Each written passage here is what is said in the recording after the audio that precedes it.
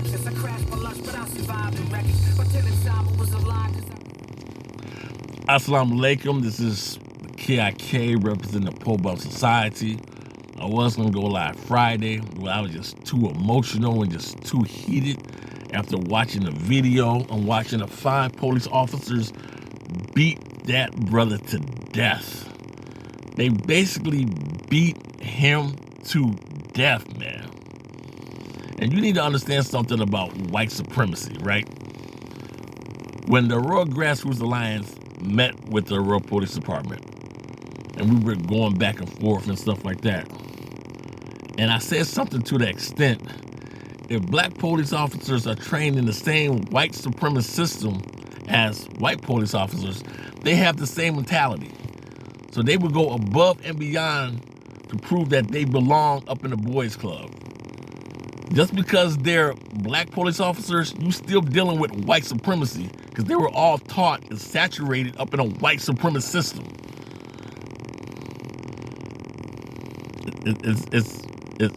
It's just sad.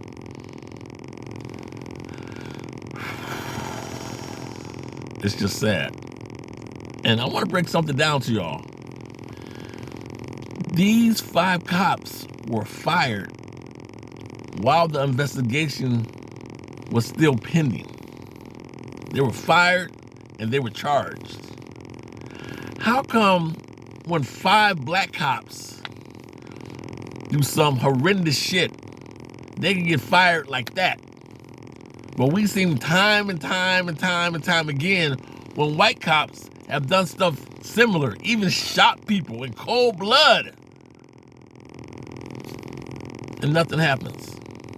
The video came out, the cops were fired, and they were charged. White officers have done the same thing time and time again. The video doesn't come out till damn near a year and a half later. The cops aren't charged, and you have Blue Lives Matter bagging them with GoFundMe accounts. Now, these 5 black cops were fired and they were charged. I haven't heard one sound from the Blue Lives Matter crowd. What about the thin blue line? See, that's that racism shit. You know what I'm saying? Like, it's not about the police, it's about race. And for these 5 black cops to do what they did, basically beat this man to death. They chased him down like he was a damn runaway slave. They was holding him up and just punching him in the face. And then afterwards, they joked about it they joked about it and just was cool and all nonchalant. They beat him so bad they had to prop him up against the car. And then when the paramedics came, there was no urgency to even attend to the brother's wounds. This is the system of white supremacy. It doesn't matter if you're a white cop, a black cop, a Mexican cop, or an Asian cop. You were all trained in the system of white supremacy. And the system of white supremacy is to protect its own. The language of white supremacy is brutality and exclusion. How can you be a black cop and do what you do to your own people and still be under force? And while you're under force, you got to deal with discrimination and white boys calling you a nigger. But this is what you defend. Man, listen. The police chief came on the news talking about people have the right to protest peacefully, and no. Let me break this down to you. There's no such thing as a peaceful protest. That's not in the vocabulary. There's no peace in protest. A protest is militant in nature. When you go to a protest, the mentality is what I was taught. You don't intend on coming home. Because if you are afraid to be arrested or die, then you shouldn't go to a protest. See, people go to a protest, Black Lives Matter sign, and got the t-shirts and we want equality. That's not a protest. That's Facebook, TikTok shit. A protest is when it is what the fuck it is. These are our demands. That's the protest. And if you don't give us our demands, then yo, you will see smoke in the sky. That's what a protest is. It's militant in nature. So it's hypocritical and very, don't even know what the word is, to tell people who have seen this video to protest in peace. But you should have told the police to arrest him with some humility and respect, and then you wouldn't have to worry about protests all across the country. How come the people that's always getting their ass kicked and beat are told to be peaceful, but the ones who are doing the ass kicking and beating us to death and killing us, you never tell them to act accordingly? Come on, man. I want you to understand something about white supremacy and police departments around the country, including the APD.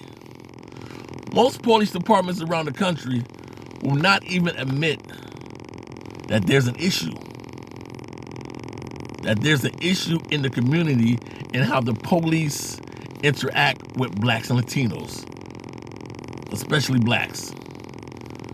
They'll put on this big charade. We have these changes and initiatives coming, kind of like what Aurora did. We have the Change Reform Initiative. We have the 60 key recommendations. We have the listening sessions. But when it all boils down to it, that's all cosmetic. Because that is for investors to pull data off and to gauge the temperature of the community, to see if there's some still hot spots or radicals in the community. So once they do all this and get all this information and data, they go in the back room and talk to the white investors and be like, look, we got these niggas up under control. Your money is safe here. You can't invest. That's all that is. That's all that is. So don't let them fool you when, like they say, the police department is rolling out something new, or like the city is rolling out something new to ease tensions. No, it's not to ease tensions between the police and the black community. It's to make investors and stakeholders feel safe that they can invest their money here and niggas won't fuck it up. That's all that is. I've been going to City Hall since 1986. I see the handwriting and stuff on the wall. That's all that is. Now back to the 5 cops. According to what the news said, these 5 officers have been on the police force for over 20 years. So they have 20 years of training. And this is what happens in one night. So it seems to me that it doesn't matter how much training a police officer has. If the human factor is involved and nobody checks it, this is what you get. So who can explain how veteran cops can murder a person in cold blood, beat the young man to death,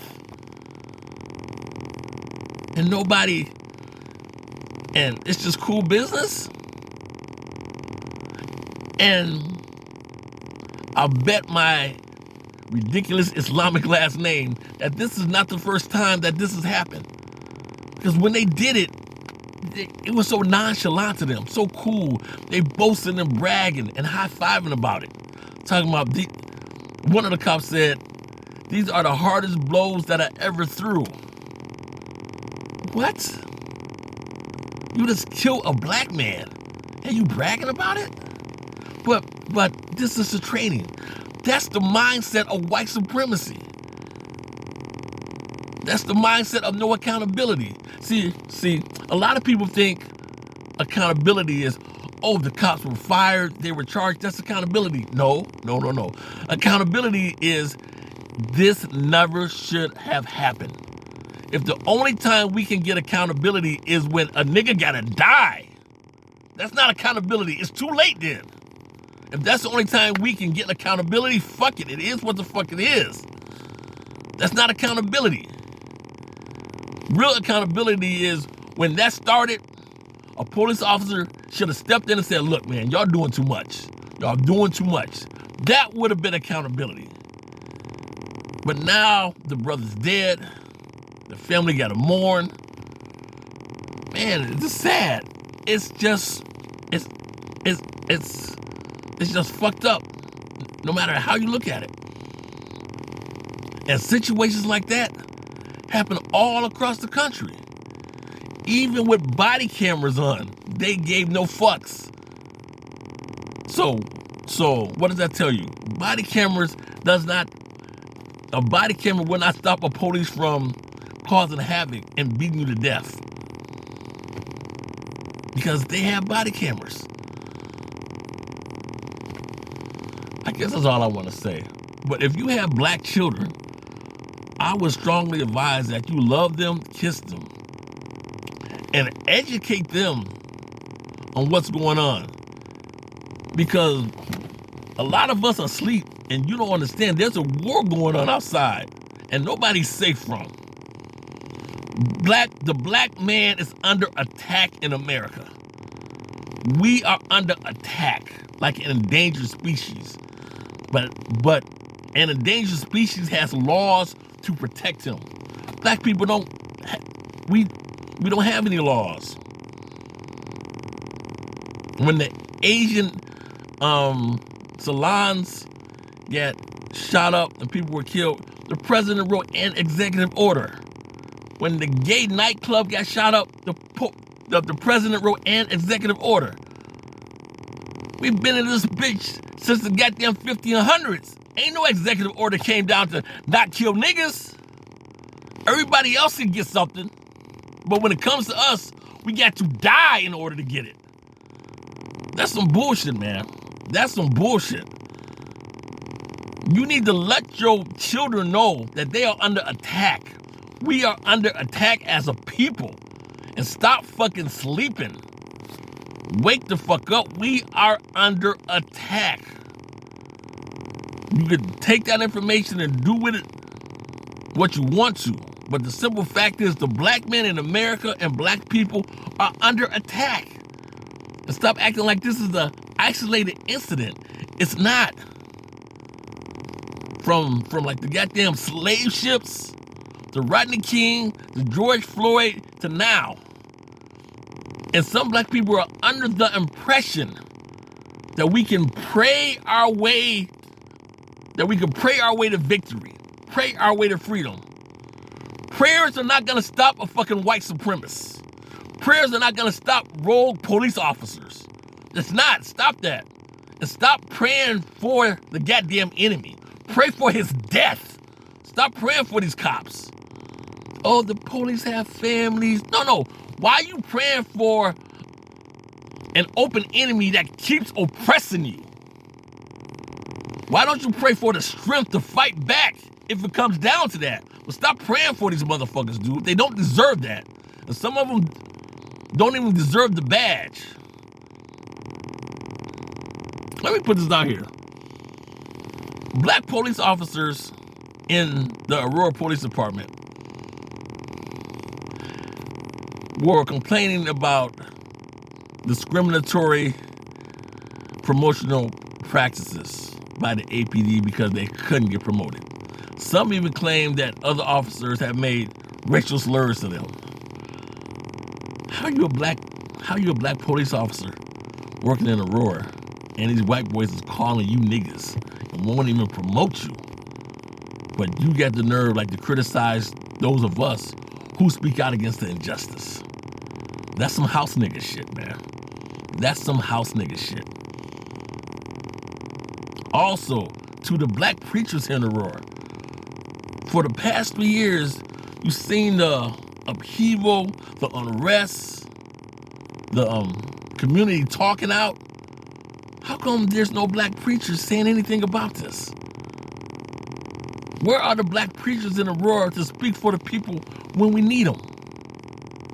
When Zeman was doing all her crazy stuff, Officer Brian, there's no black preachers saying anything. Because some of y'all are too close to politicians. They get y'all up in their pocket. So when it comes to speak for the people and speak truth, you're scared. Because you don't want to lose favor with Pharaoh. How you closer to a goddamn politician than you closer to the people in the community? Get the fuck out the pulpit then, man. It's just real, man. I'm about to go. But if you have black children, man, love them, man, and let them know that we are under attack. They need to be educated, not this bullshit at school. They need to be educated with a knowledge of self, of who they are, who God is, and who the motherfucking enemy is, man. Because we are under attack and we are losing out here, man.